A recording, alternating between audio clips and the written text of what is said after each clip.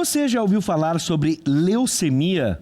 A doença deve ter pelo menos 11 mil novos casos só esse ano. A taxa de letalidade chega a 60%. Mas ela tem cura? Fevereiro Laranja é o mês dedicado ao combate e conscientização sobre a doença. E este é o nosso assunto do quadro de saúde desta semana.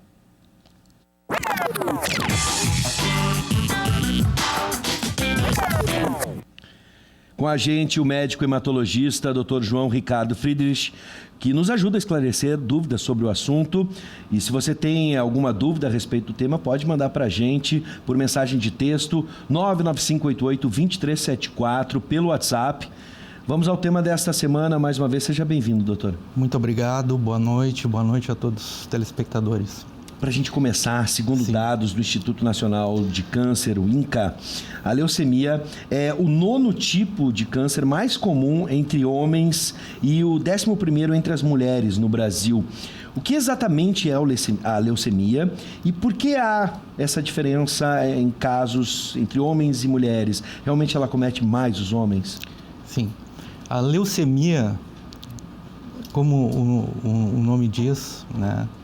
Ela foi inicialmente descrita, o termo leucemia foi criado pelo médico alemão Rudolf Virchow em 1856 e ele abrange duas palavras gregas, leucos, que significa branco, fazendo alusão aos glóbulos brancos, e heima, referente a sangue. Então, é o excesso de glóbulos brancos na corrente circulatória.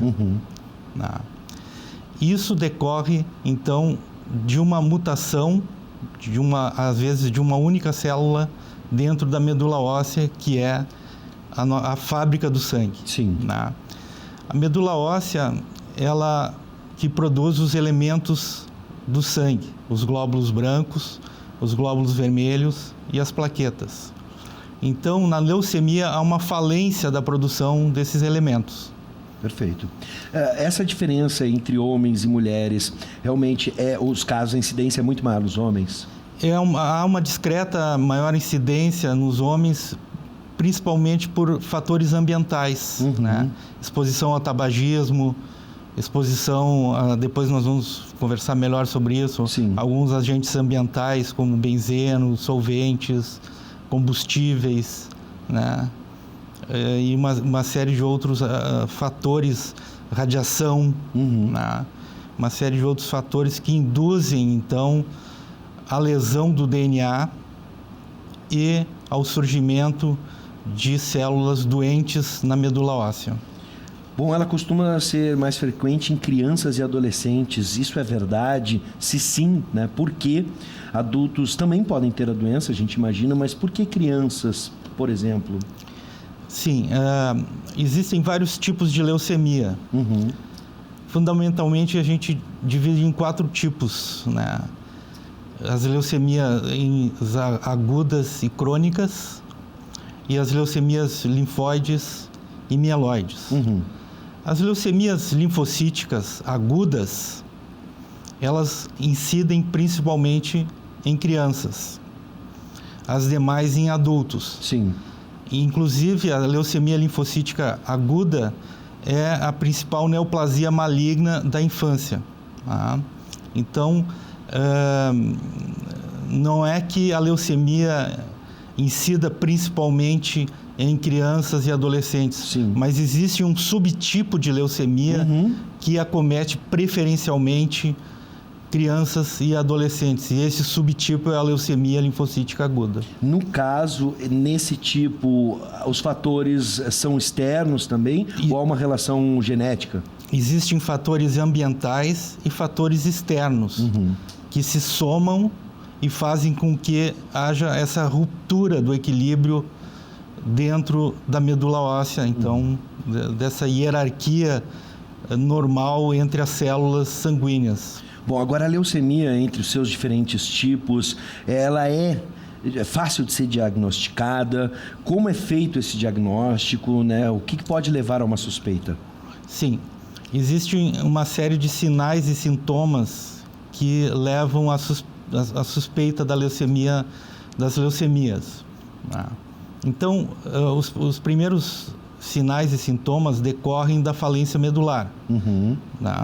Como os glóbulos vermelhos não são produzidos adequadamente, a pessoa vai ter sintomas relacionados à anemia, palidez cutânea, palpitações, falta de ar, cansaço fácil, sintomas relacionados à falência da produção dos glóbulos brancos. Então, infecções de repetição, infecções recorrentes, inexplicadas, e também situações relacionadas à falência da produção de plaquetas, que estão intimamente vinculadas à coagulação sanguínea. Sim. Então, o que surgem são sangramentos nasais, gengivais, roxos pelo corpo, hematomas, petequias, que são pequenos pontos avermelhados no tronco, nas pernas, nos braços, principalmente. Então, também podem surgir dores articulares, cefaleia, se houver acometimento do sistema nervoso central, e uma série de outros sintomas, ou seja, não são sintomas específicos, mas que fazem nós suspeitarmos da doença. Sim. Dentre os 4 tipos de leucemia já citados, há diferença de sintomas entre esses tipos e os tratamentos são semelhantes para cada tipo? Os tratamentos são bastante diferentes entre as formas agudas e crônicas. As formas agudas de leucemia, a leucemia mieloide aguda e a leucemia linfocítica aguda, elas cursam rapidamente. E se a pessoa não for tratada prontamente, em questões de horas ou dias, ela vai a óbito. O tratamento fundamental das leucemias linfocíticas agudas é baseado em tratamentos poliquimioterápicos, ou seja, uma conjunção de substâncias quimioterápicas.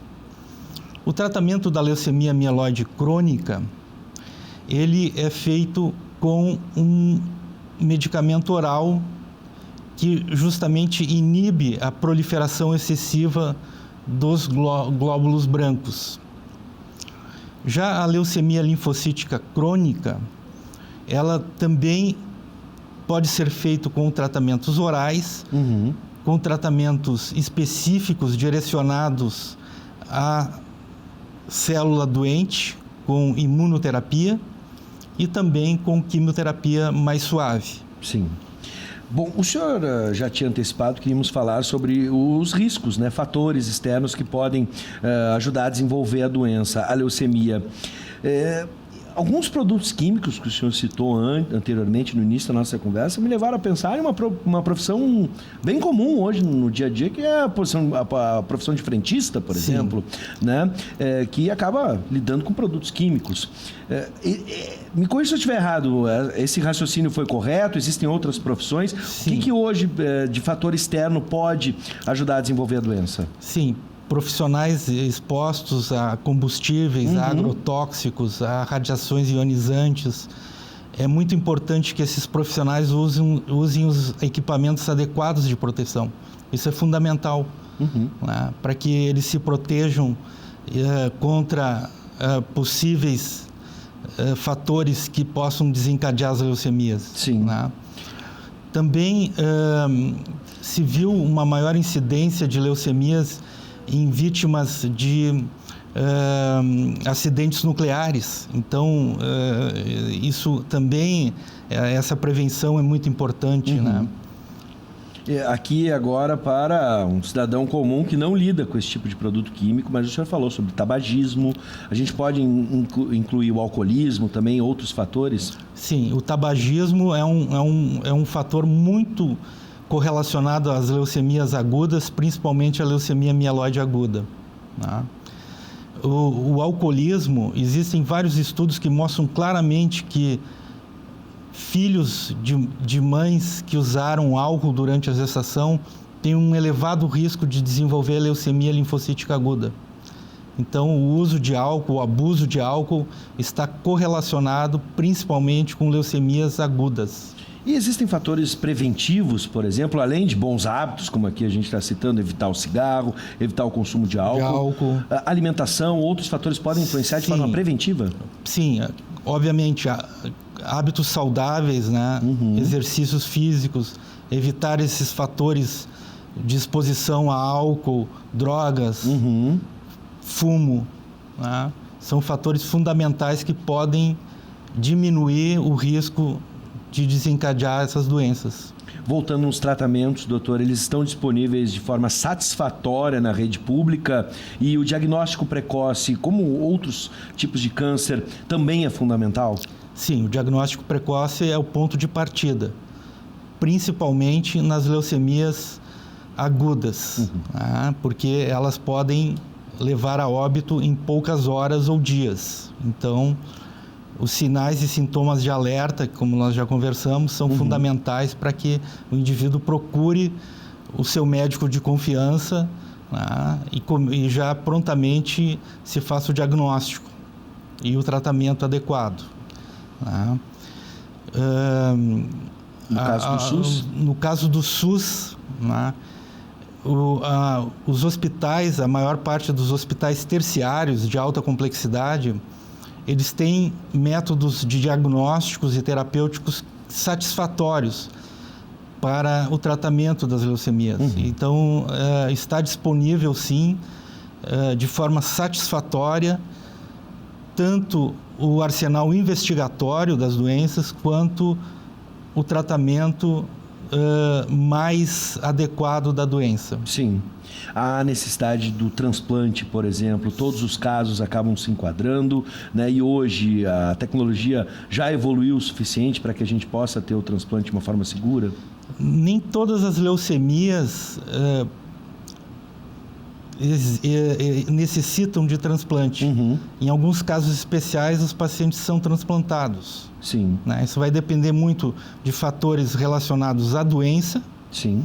E fatores relacionados ao paciente, né? Idade, comorbidades, a possibilidade desse paciente fazer o transplante, a possibilidade de ele tolerar o transplante, né? Sim. Então, tudo isso é ponderado, né?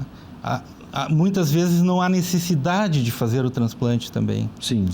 Mas é um procedimento disponível na rede pública também e de uma maneira satisfatória também, esse procedimento pode ser realizado na rede pública. Bom, como uma dica final, doutor, a gente está falando de sangue, tem pessoas, às vezes, eu fico chocado com adultos que não fazem um exame de sangue ou algo do tipo, há, sei lá, 10 anos ou mais, não tem esse costume de fazer check-ups. O check-up, ele é necessário, ele pode nos ajudar, por exemplo, a um diagnóstico precoce? Sim, pode nos ajudar a um diagnóstico precoce, principalmente nos casos das leucemias crônicas. Um simples hemograma já pode servir de alerta, para que esse paciente seja diagnosticado em fases bem precoces da doença. Sim. O período seria anualmente? Seria indicado? Seria indicado anualmente consultar o seu médico, fazer um exame físico completo, né? E alguns exames básicos já são muito importantes para o diagnóstico da doença. Bom, eu quero agradecer a presença do Dr. João Ricardo Friedrich, hematologista, que nos trouxe mais informações sobre a leucemia, todos fazendo parte dessa campanha Fevereiro Laranja. Essa campanha Fevereiro Laranja alerta e conscientiza a respeito da doença, a respeito da leucemia.